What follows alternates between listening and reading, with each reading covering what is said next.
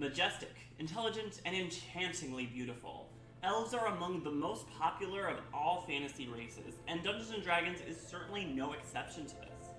One does not simply sum up elves in a single video.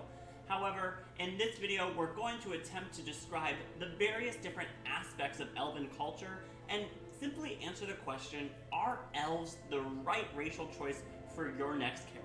Elves in Dungeons & Dragons are largely Tolkien inspired, as they are an intelligent, magical creature of otherworldly beauty who lived in secret, faraway societies, kept away from the common trivialities of human life.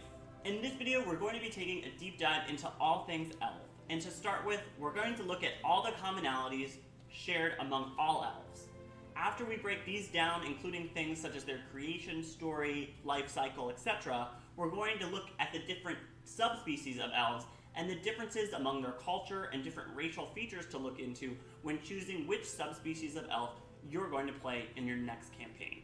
We're also going to be diving into how to roleplay each of these different types of elves so that you're not just the pointy-eared human of the party, and then take an even further look at the different build and more mathematical aspects of each of these individual elf types if it's more of your reasoning behind your racial decisions. And what's a better way to start a video talking about elves than with their creation myth?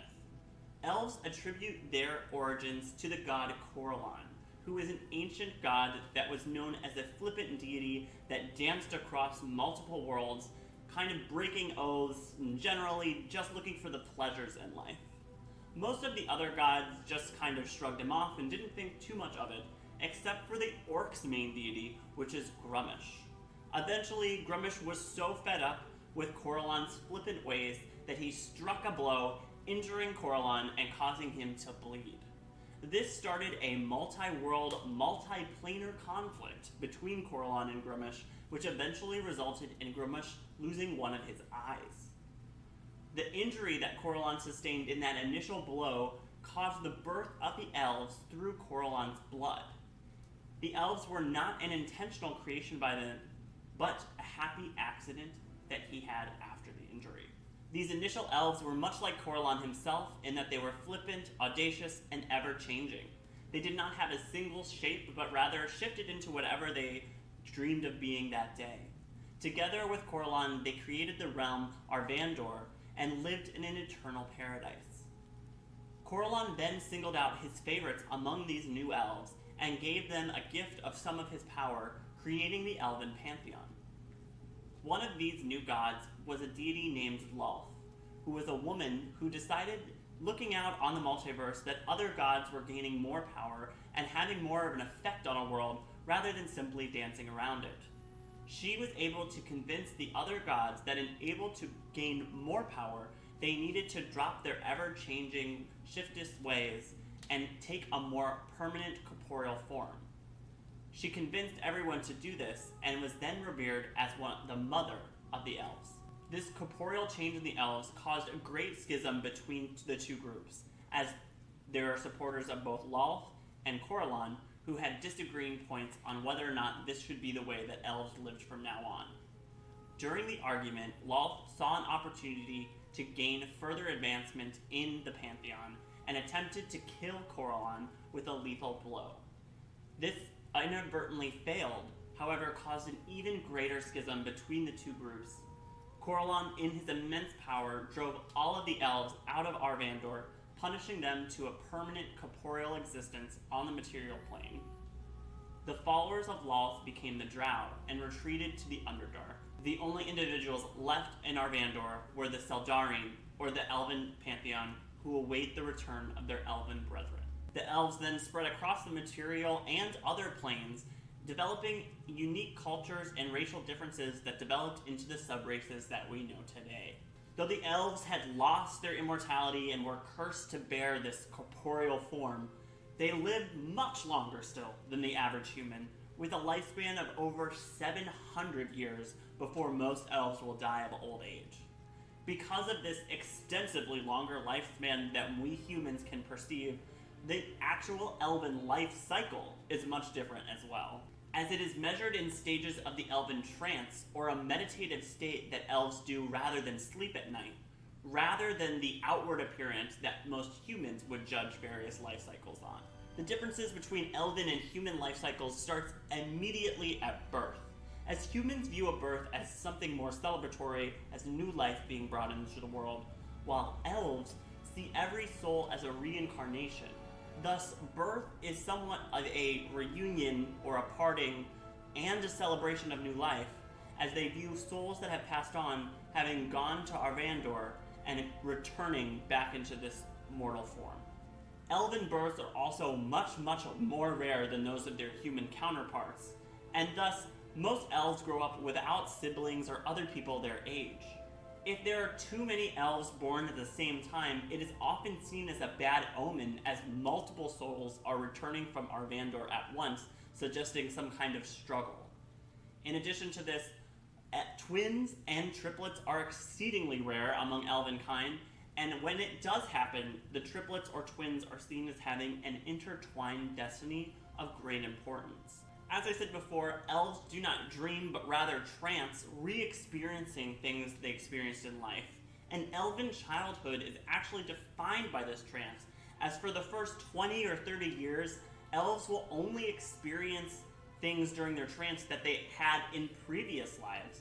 And it is not until the so-called first reflection, which happens around age 30, that elves start to trance or reflect on things that happen within their own lives, marking the beginning of elven adolescence. Elven adolescence is one of honing skills that elves will need for adulthood, and they utilize their trance at night in order to reinforce the skills, while still receiving some visions and memories of their previous lives.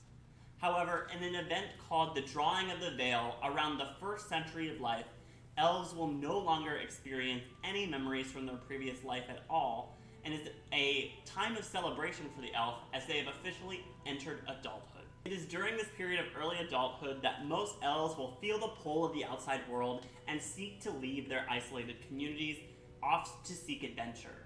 Adult elves will want to experience everything so that they can re-experience it for the rest of their life in their trance.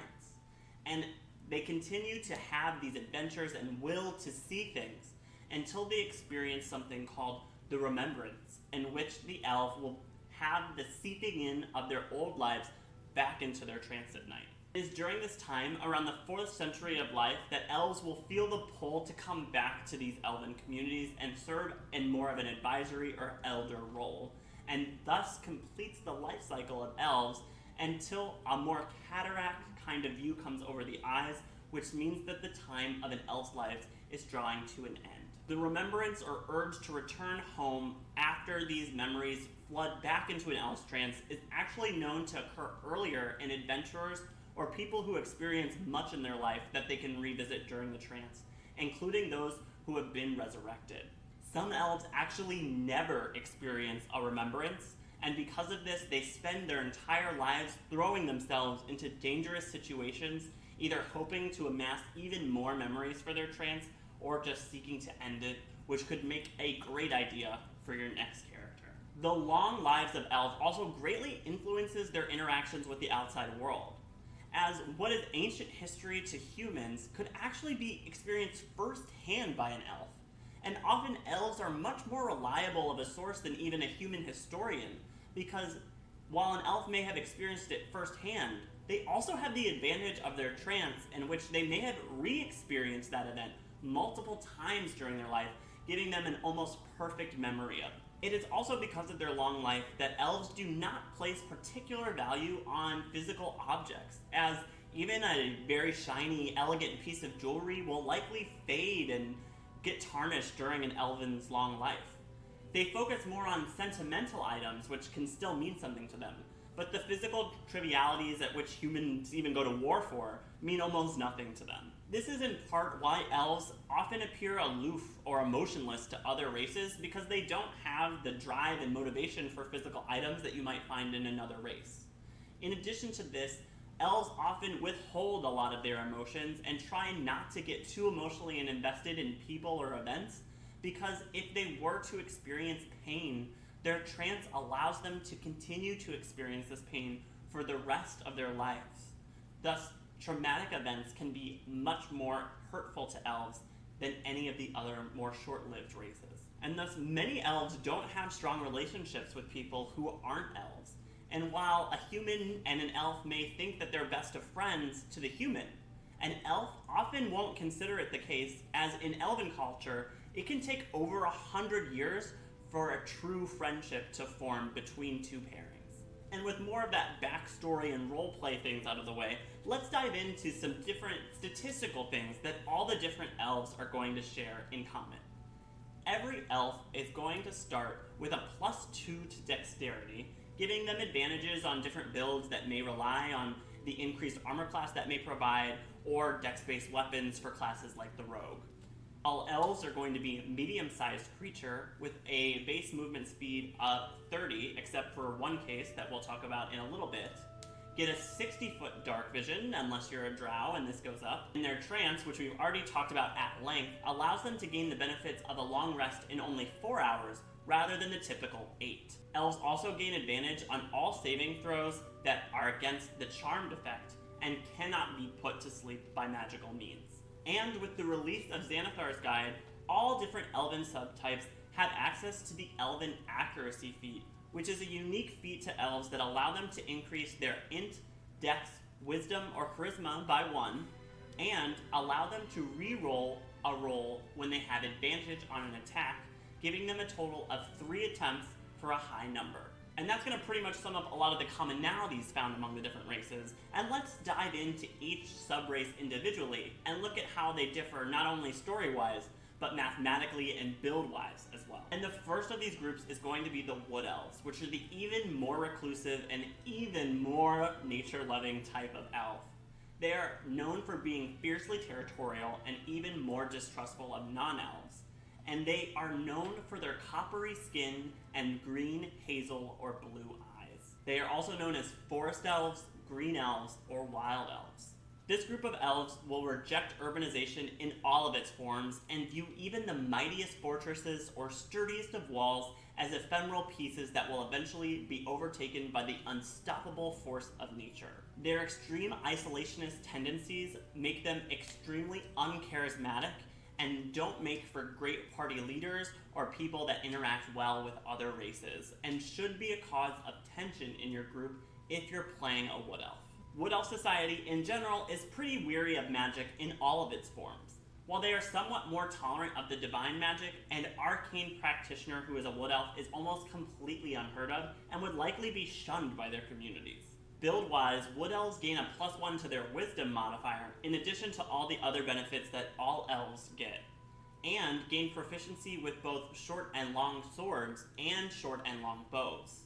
They also gain the Mark of the Wild feature, which allows them to hide when even only lightly obscured by some kind of natural phenomena. Wood Elves are also the only racial option that gets access to the unique racial feat Wood Elf Magic, which allows them to cast 1 cantrip from the Druid spell list free of cost. They also get the Long Strider and Pass Without a Trace spells for free, and can cast both of these spells once per day without using a spell slot. Role-playing a Wood Elf is largely up to you, but as I said before, it doesn't make much sense to make a Wood Elf if your goal is to be the charismatic, smooth-talking leader of a party. If so, you better have a great backstory explaining why, as this is certainly not the typical Wood Elf. Playing up the Wood Elf's isolationist nature and wariness of other races is a great foundation to base your character on, and can even play up their love of nature, naivety, and being inexperienced with the world, or fear of magic. In addition to this, Wood Elves are known for being polyamorous, which could also serve to spice up your Dungeons & Dragons experience in unexpected ways. Build-wise, Wood Elves make perfect rogues, or especially rangers, and even a druid is extremely thematic for the class and would benefit from their increase to wisdom. The next subrace is going to be the Drow, or Dark Elves, which, as stated, are the original followers of Lolth. They are raised in a society that teaches them they are superior to all other beings and must revere Lolth in all aspects of life. As an evil goddess, this is done through trickery, contempt, and lies, including lies about Lolth's favor herself. Drow society focuses on different great houses, kind of like an evil Game of Thrones, It is a completely matriarchal society, as Lolth favors those who appear most like her. I could do an entire video on the Drow alone, including the entire Drow pantheon, which is much more extensive than Lolth, with her as the centerpiece, and different aspects of their interactions with the Underdark races. However, I am one man, and I have all elves to go through, so I'm going to leave this right there in terms of Drow descriptions. Needless to say, the Drow's relationship with the surface races is awful. And if you play a Drow, you must keep in mind that most people are going to run at the sight of you or attack you on sight. Not every character can follow in the famous Dristo Erden's footsteps and make everyone like him and have it be no big deal. If you're playing a Drow, you should roleplay that you are a complete exile from your entire race, and everyone should treat you with a little bit more weariness than those of other individuals. Build-wise, all Drow gain a +1 to Charisma, get 120-foot superior dark vision, and have sensitivity to sunlight, which means they have disadvantage on all attack rolls that are made out in the daylight, making the Drow a very hard choice for a party who is going to not be spending the majority of their time either underground or practicing at night.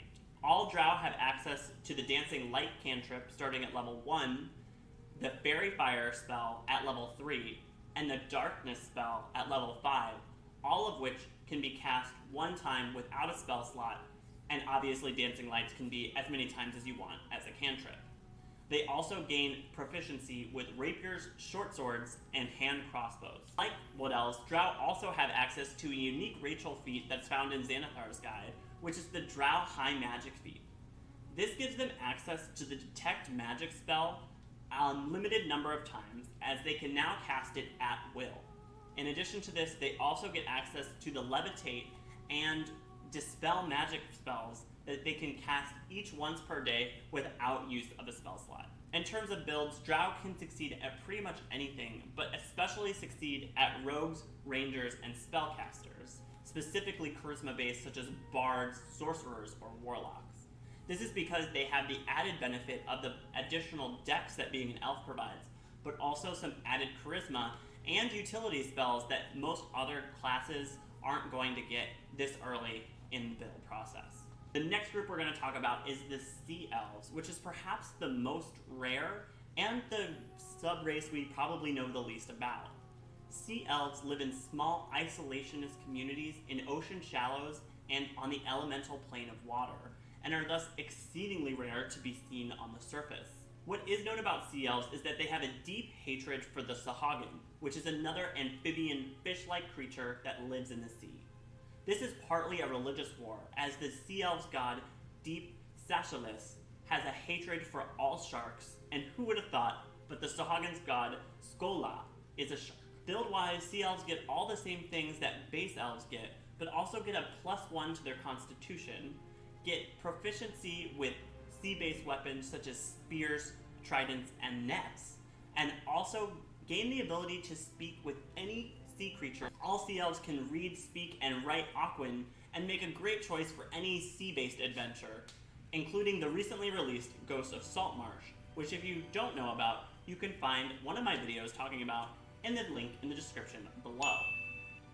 Sea Elves work well with pretty much any class, however there's a small preference for more melee-based classes given the additional constitution and weapon proficiencies, which mostly focus around physical fighting. Next up is the Eladrin, which are the elves that made their home of the ever-shifting realm known as the Feywild.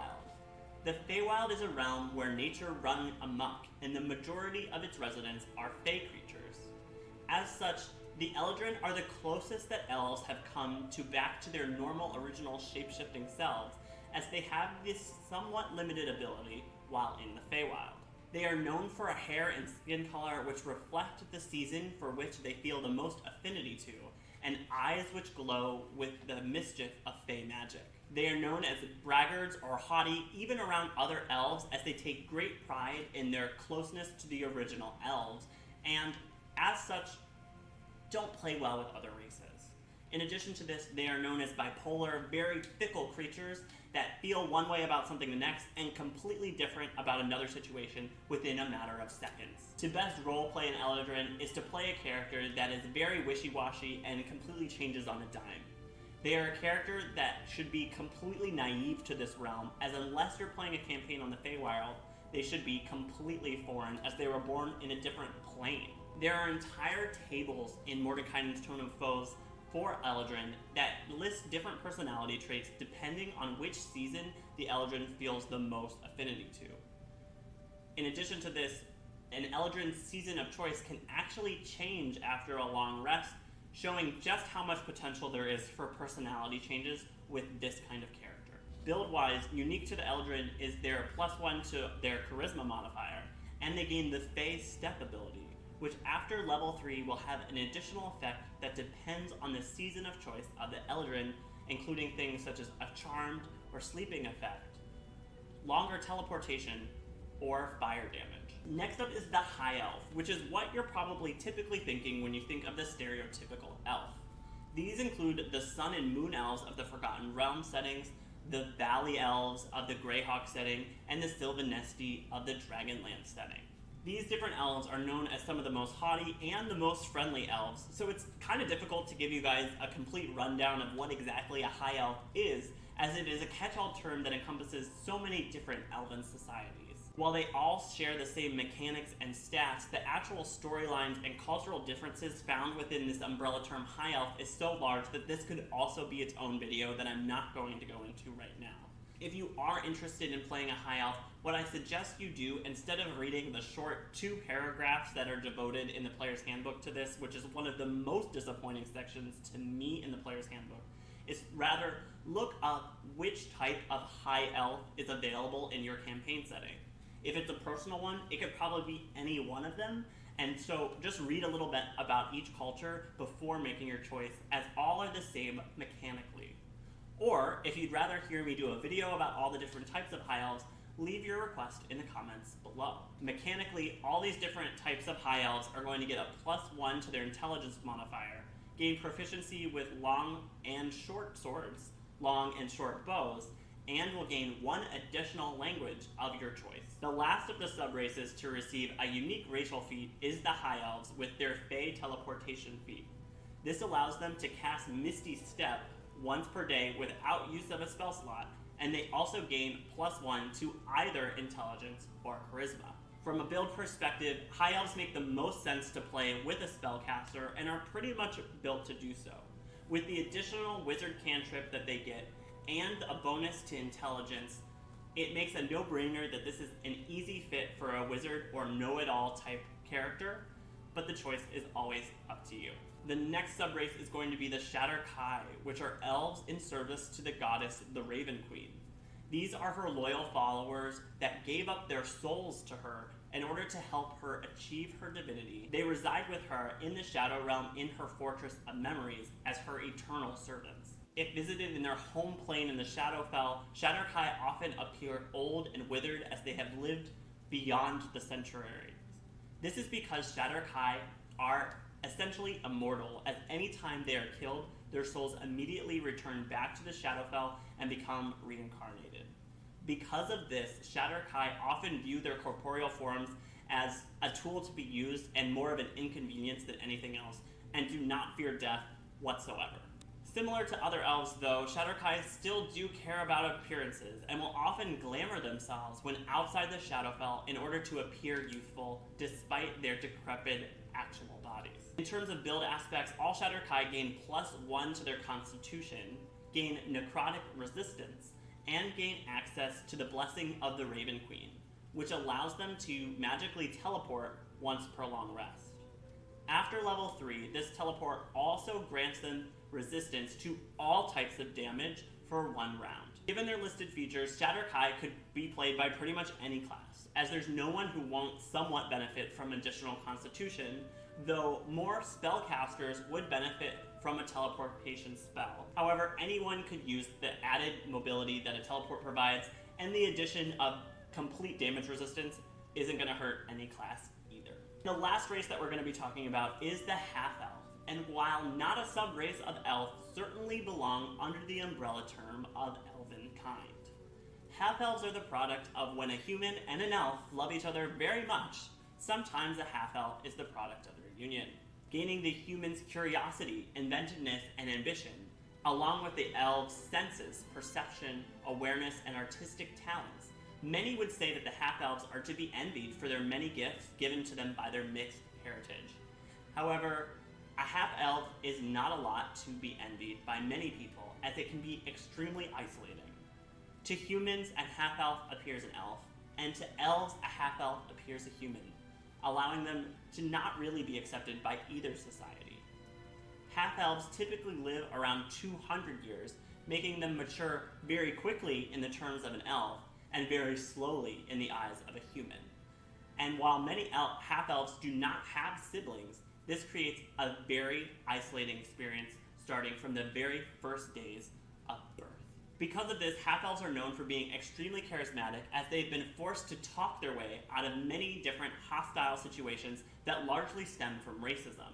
And as such, half-elves are known for being some of the best ambassador in all of the realms, as they have worked on solving problems through talk their entire lives. However, interestingly, half-elves are almost never picked as ambassadors between humans and elves, as the humans would think that the half-elf is favoring the elves, while the elves would think that the half-elf is favoring the humans. Purely half-elven communities are extremely rare and only pop up between large human and elven societies.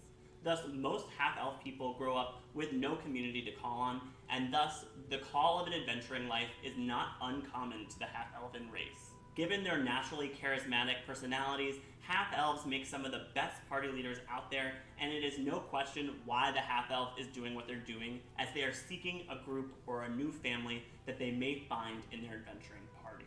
Stats-wise, all half-elves are going to gain +2 to their charisma modifier, and +1 to 2 additional skills of your choosing. They do not gain the added benefits that we had talked about previously with elves, such as the +2 to dexterity, as they are considered their own entire race.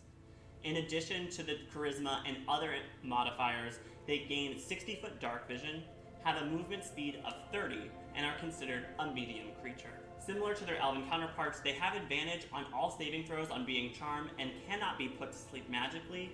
They also gain 2 additional skill proficiencies and can read, write, and speak both Common and Elvish, and 1 additional language. Build-wise, they work pretty similar to humans in that they're pretty much good at anything you could think of. The added charisma makes them really great for sorcerers, bards, or warlocks, but the added proficiencies in whatever you want allows them to be just as versatile as the human variant model that we had talked about in a previous video. And that wraps up our guide on all things elf in Dungeons & Dragons 5th edition. I know it was a lot, and a lot of different elven societies didn't get covered, so like I said before, if you want to hear about those things, put the specifics in the comments below, and I'm happy to make a video on any topic that you guys want to hear more about. If you missed our other racial video guides, you can find them over here, and all of my other content over here. I would love you forever if you liked, favorite, and subscribed. And until next week, I'm RPGMD, writing you a prescription on all things dice, dragons, and gaming.